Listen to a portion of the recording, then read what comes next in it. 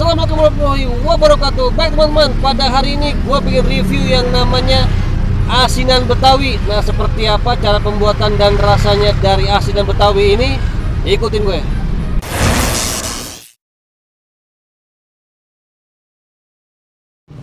Baik teman-teman, di depan gue ini ada penjual asinan sayuran Betawi teman-teman.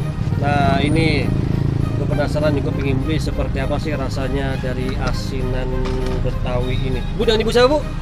Ibu siapa?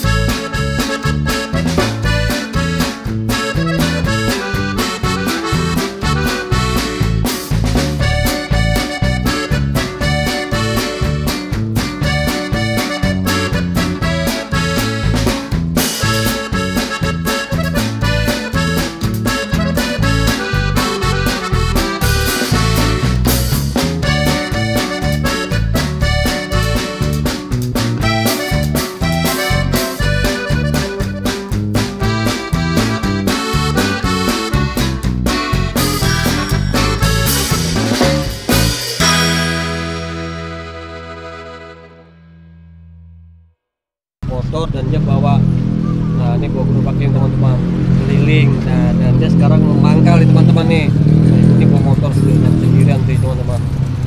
Ini dia motornya. Rame teman-teman sih teman-teman, yang beli tuh rame banget, enak dan rasanya juga gurih teman-teman.